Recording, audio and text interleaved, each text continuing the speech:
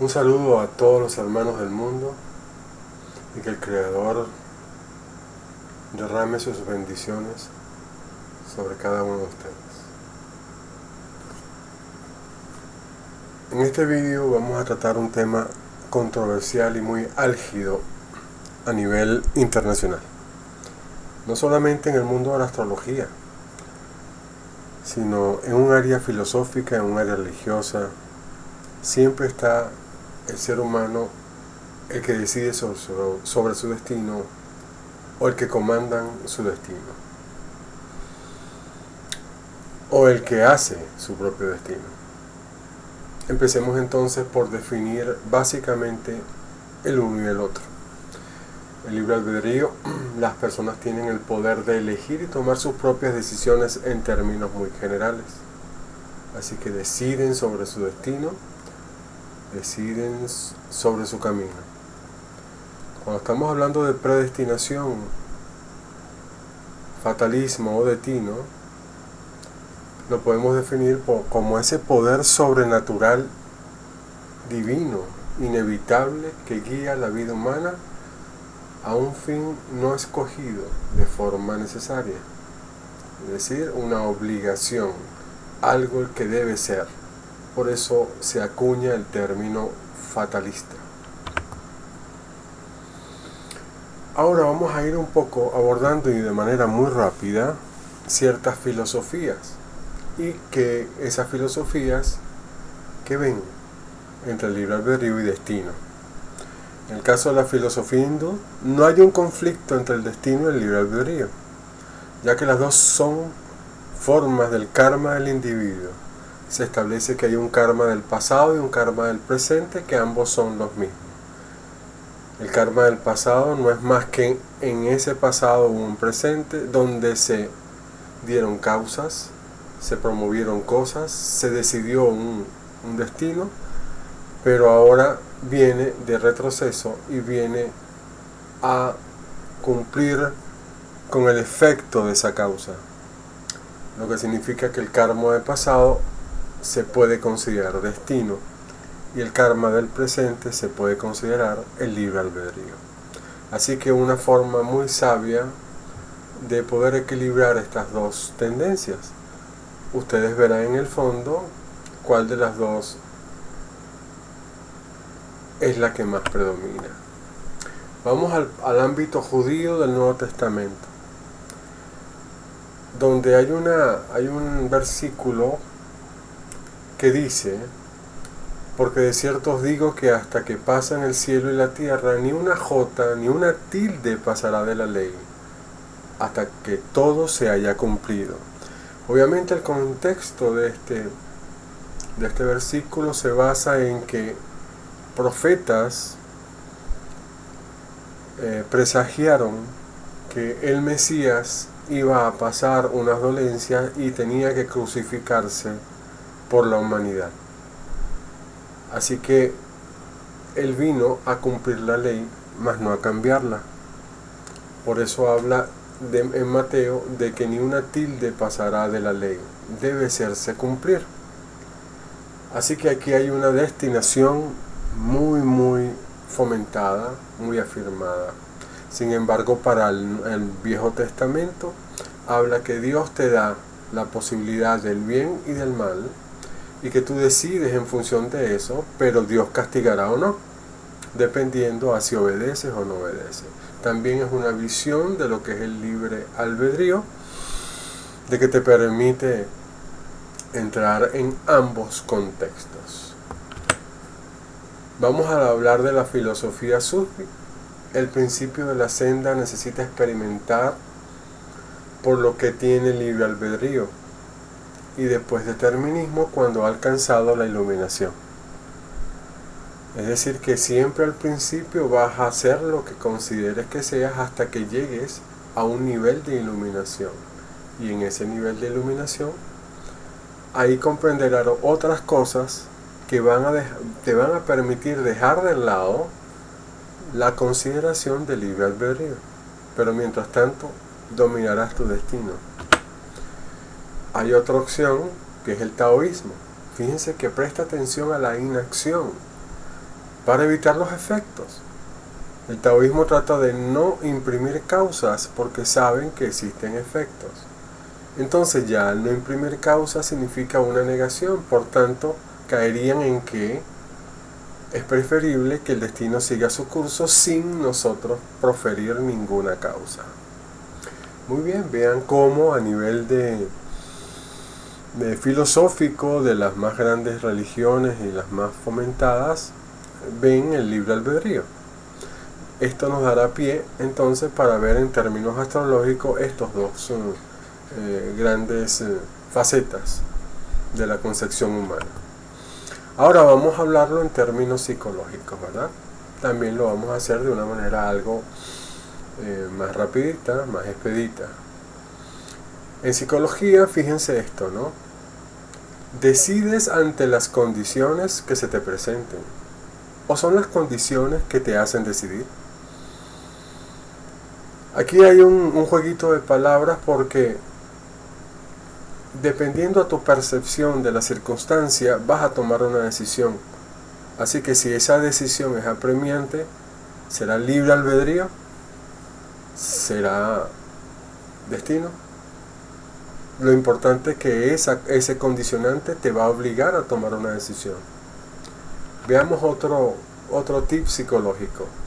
El hombre es potencialmente libre, pero está limitado por el libre albedrío de los demás. Y está condicionado por la ley de causalidad. Cada causa, un efecto. Así que sí, el hombre es totalmente libre hasta que se mete con la libertad del otro. Tiene mucho libre albedrío hasta tanto no comprometa el libre albedrío de otros. Así que volvemos al aparato psíquico que te dice que eres libre de hacer cosas, pero debes limitarte. Y que hay un condicionamiento de la causalidad. Así que está relacionado con lo anterior, o sea, dependiendo de la causa, dependiendo de la circunstancia, dependiendo de lo que se te presente al frente, tú vas a condicionar tu libre albedrío. Así que ahí el libre albedrío y destinación también juega un rol importante en esta percepción. Veamos esto otro.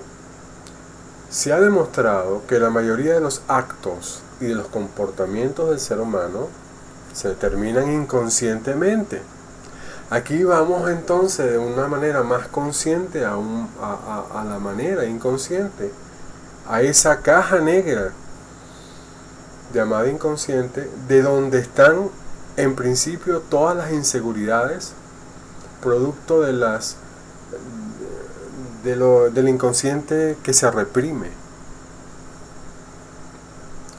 de todas las represiones, de todas las negaciones. Por lo tanto, hay un comportamiento automático ante la percepción de las circunstancias en el exterior. Así que cualquier circunstancia que yo decida debería reflexionar si viene condicionada con una sanidad mental o con una gran inseguridad, un gran temor inconsciente que me obliga a tomar una decisión. Libre albedrío, destino. Hay una cosa también que es muy determinante cuando hablamos de la psique, que es el ego. En próximas entregas les he dicho que voy a hablar sobre el modelo de la psiquis de Freud, el modelo de la psiquis de Jung y un modelo personal para explicar mejor cómo funciona el comportamiento humano en términos de astrología. Así que en ese momento explicaremos mucho más qué significa ego. Sin embargo, en estos momentos voy a decirle que el ego es algo que forma la mente, es parte de la mente, algo minúsculo, pero la función es mayúscula. Es algo que conforma la mente, pero su gran trabajo es conectarnos con el mundo exterior y ayudarnos a sobrevivir. Así que la mente asigna al ego ese gran papel. Por lo tanto, el ego estructura una forma de pensamiento, estructura paradigmas, y eso inconscientemente trabaja conscientemente de manera automática. Por tanto, estímulos sensorios externos hacen comportamientos automatizados. Volvemos a entrar en el término libre albedrío destino. El ego está promoviendo comportamientos, está promoviendo conductas según la circunstancia que se está relacionando. Así que estamos sujetos al ego, y el ego es nuestra individualidad, y en términos filosóficos el hombre sabe en esencia que debe dejar la individualidad para conectarse con el colectivo, que Jung diría el inconsciente colectivo y que la religión diría con Dios. Así que siempre al final el ego debe ser crucificado, debe desaparecer, debe desvanecerse o estar sujeto a una condición mayor de conciencia que podemos denominarla alma o espíritu. Ahora hablemos de astrología y psicología, esa combinación de estos grandes pensadores, psicólogos de tiempos pasados. En el caso voy a citar nada más dos, y el primero que voy a citar de ellos es Oscar Adler, que dice en su libro Astrología como ciencia oculta, menciona que el hombre, único ser capaz de unir lo que está arriba con lo que está abajo, el mundo espiritual con el mundo material, se eleva por sobre sí mismo, comprendiendo el destino espiritual con el que debe comprometerse voluntariamente. Una vez más, el hombre, cuando alcanza su esencia, alma, el nivel de conciencias elevados, ya debe someterse o comprometerse, dice Adler, voluntariamente con una voluntad divina.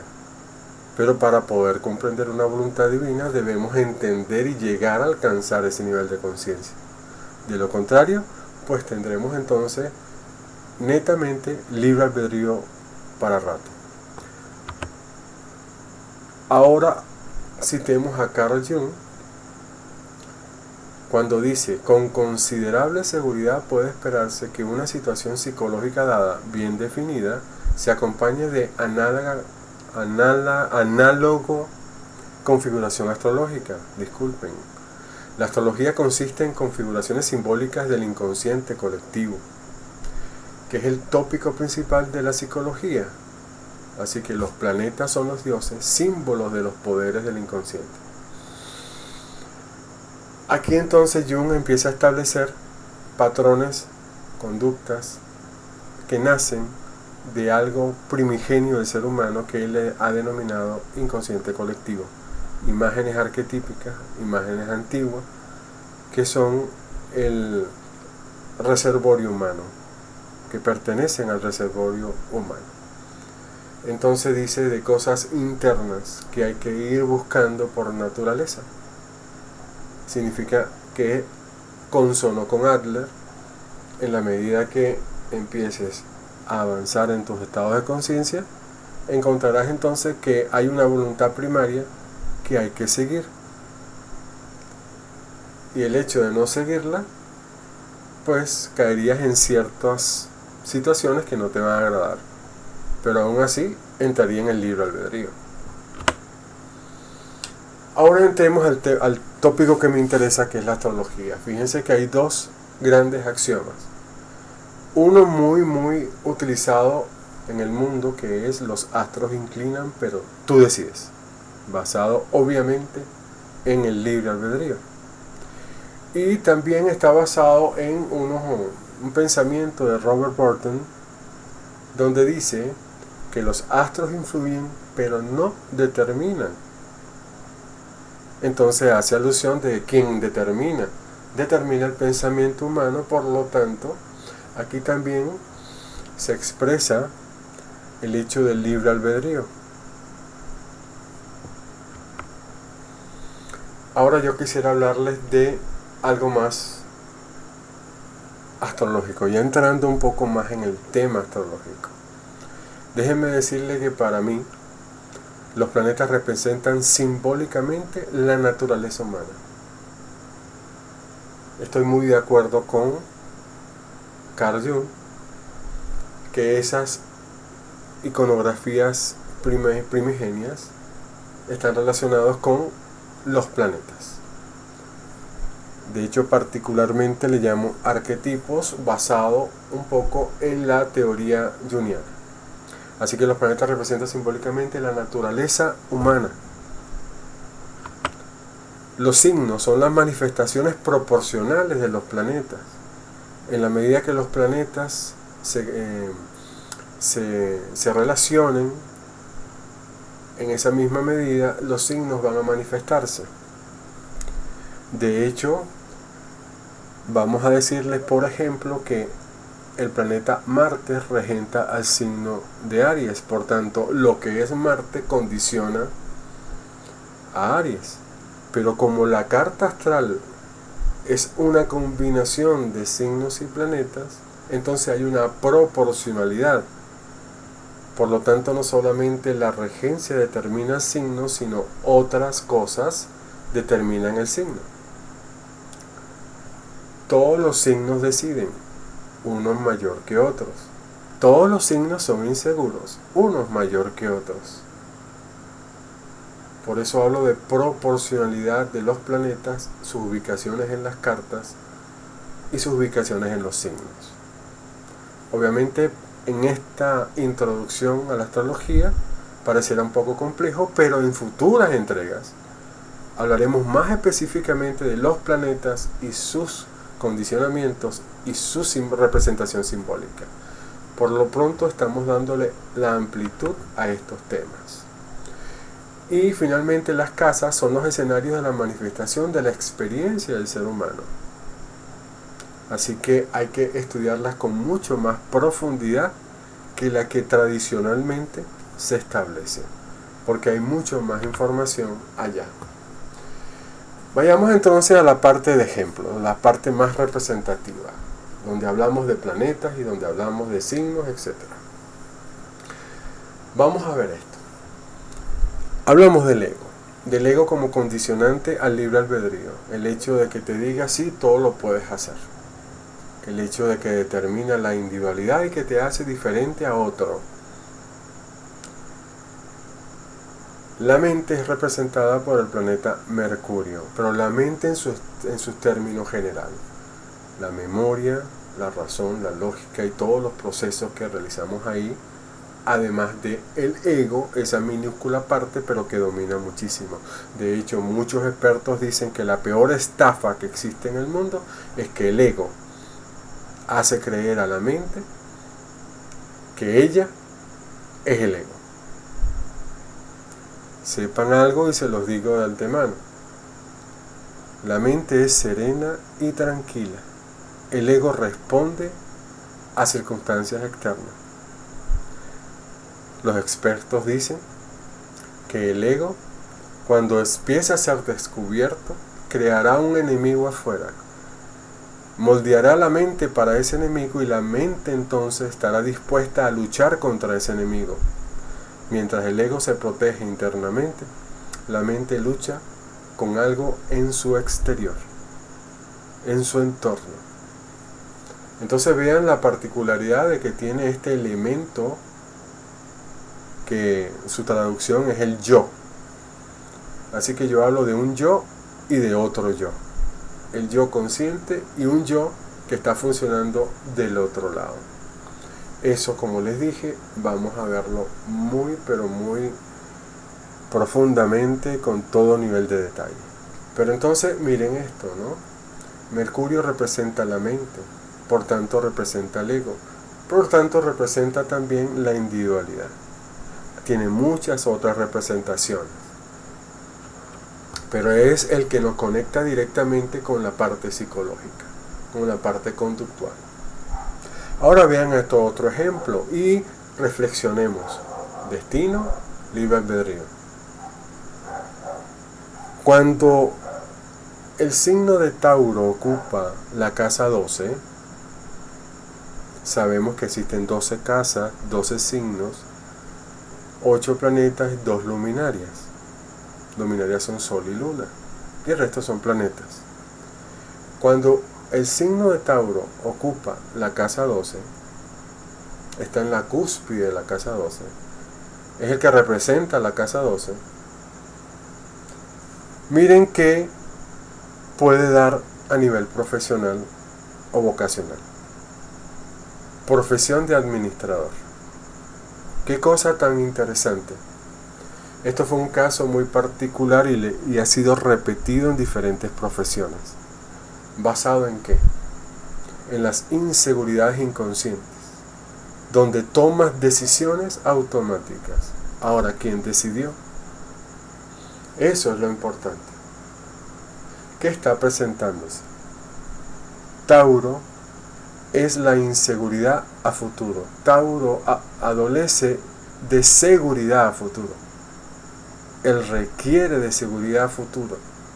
Por lo tanto, cuando cae en la casa 12, que es típica del inconsciente y de las inseguridades, entonces connota al nativo, al individuo que tiene Tauro en la casa 12, a que padezca de la inseguridad de Tauro, que es la inseguridad a futuro.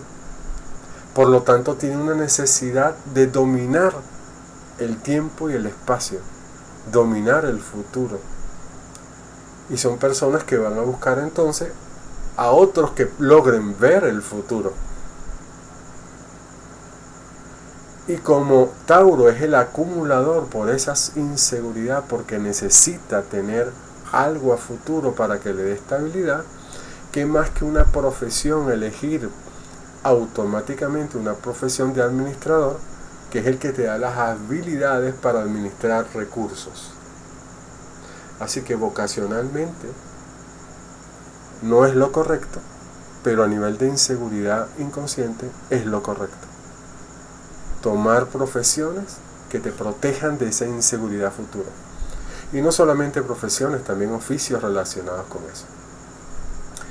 Entonces, no vuelvo a insistir, libre albedrío, destino.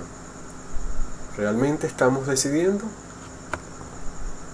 ¿Somos nosotros a nivel del yo consciente que estamos decidiendo? Vamos a otro ejemplo. Neptuno en la casa 1. La casa 1 se refiere al yo, el ser. Y Neptuno, una de sus amplísimas cualidades a nivel de comportamiento, es el engaño. Tiene que ver con la estafa. Pero también Neptuno tiene que ver con los estados intuitivos y reflexivos de iluminación. Pero vamos a verlo en el caso más patológico. Neptuno tiene que ver con el engaño. Y cuando está en la casa 1, el individuo quiere dar a entender a los demás algo que no es él. Lo que significa que se coloca una máscara que sabe que no es él, sin embargo quiere dar a entender a los demás que sí es él. Así que hay un engaño también ahí. Y vean que está determinado por esta relación astrológica. Así que dar a entender a los demás lo que no es, libre decisión, destino, ¿quién lo hizo realmente? ¿Quién lo condiciona? Vamos a dar otro ejemplo. Marte, planeta Marte en la casa 6, y una de las cualidades de la casa 6 es la salud. Si lo vemos y enfocamos por la salud, entonces Marte en casa 6 da problemas de presión arterial, porque Marte está relacionado con la sangre. Así que si es relación sanguínea, los problemas de presión arterial también tienen que ver con la sangre. ¿Por qué la persona cae en eso? Si vemos al planeta Marte, tiene que ver con el deseo, tiene que ver con la libido, tiene que ver con las energías para hacer cosas, tiene relación con los músculos, así que hay movimiento, hay dinamismo. Marte rige al signo de Aries. Aries es una persona que debe moverse, que es inquieta, tiene mucha energía en sí mismo, en pensamiento y corporalmente. ¿Por qué la persona cae en presión arterial? Esa es la pregunta. Y aquí es donde vamos a caer a un sitio, a un concepto, a unos conceptos, que es como debiéramos tratar de interpretar el plano astrológico para ver si verdaderamente cambiamos o no cambiamos nuestras estrellas. ¿Por qué debe darse una presión arterial y por qué se pudo evitar o no una presión arterial? Entonces debemos establecer estos dos conceptos. El primero está relacionado con la armonía. Los armónicos son los comportamientos y acciones que son naturales de cada uno de los signos y de los planetas según las casas.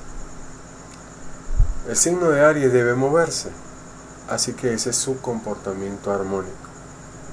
Vamos a definir un inarmónico. Entonces los inarmónicos son comportamientos y acciones que son contrarias a la armonía de los signos y de los planetas según las casas. Vean entonces que entre la armonía es lo que debe ser y la inarmonía es lo que yo denomino la distorsión, la negación del signo. Así que tenemos cualidades del signo y tenemos cualidades negando al propio signo. Vamos a entrar a dar unos ejemplos. Por ejemplo, el signo de Leo. Debes protagonizar y liderar. Si no lo hace, está en inarmonía. Por lo tanto, llegará a crisis tanto mentales como de salud. Vean entonces que si un león debe rugir, pues entonces reinará sobre la selva. Pero si un león maulla, es decir, tiene el nivel de un gatito, entonces está en contra de su propia naturaleza. Por lo tanto, esa distorsión lo va a enfermar. Vamos a hablar de otro signo. Por ejemplo, los acuarianos. Los acuarianos, por su regencia eléctrica, no pueden quedarse tranquilos. Así que un acuariano que se quede sentado sin moverse por más de un minuto está en inarmonía. Un acuariano que dé un abrazo y se quede un minuto, 30 segundos, abrazado sin moverse, no está siendo acuariano, está en inarmonía. Porque un acuariano lo abrazan y se siente que lo están atrapando, que lo están encarcelando y su naturaleza le pide romper esa cárcel, para dar libertad. Su esencia es la libertad. Entonces, alguien que sea un acuariano, que sea muy quieto, muy aquietado, no nervioso y que puede abrazarse por 5 minutos si le da la gana, pues su esencia no es acuariana.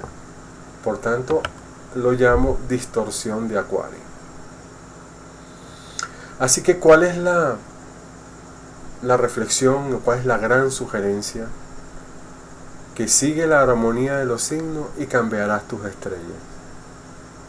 Así, el que tenga Marte en la casa 6 verá si sigues la armonía de ese planeta en ese signo, en esa casa, o sigue la inarmonía. Entonces ahí podemos cambiar las estrellas. Pero seguimos diciendo, libre albedrío, destino. ¿Por qué se está dando un destino?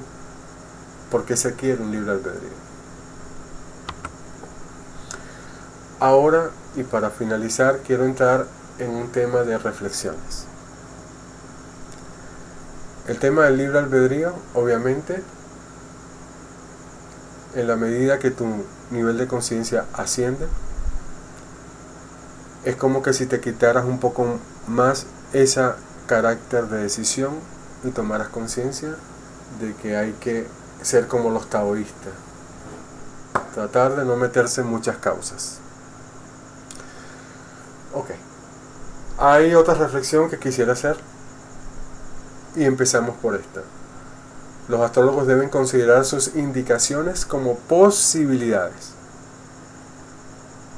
como pronósticos.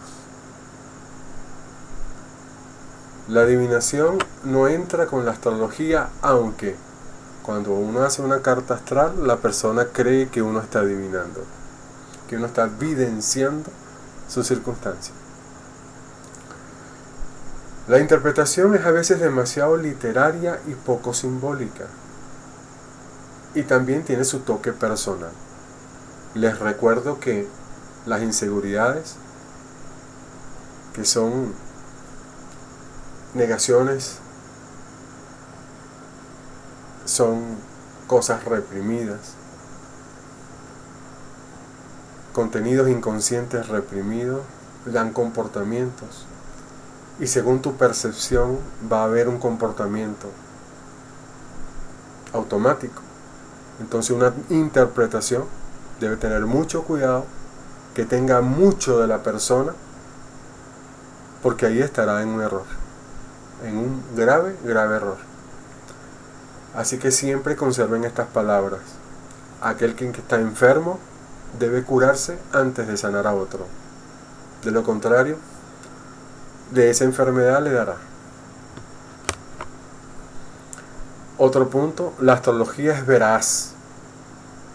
El que interpreta es el problema. Ahí están todos. Yo lo llamo el manual de comportamiento, el manual técnico, el manual del usuario. Ahí está todo. El asunto: ¿qué acceso tenemos? ¿Cómo podemos ver esas cosas? Así que sigue siendo el interlocutor, la persona que interpreta, que puede poner mucho de sí y dejar aumentar su subjetividad. Y ahí tendremos problemas entonces. Y aquí hay algo muy filosófico.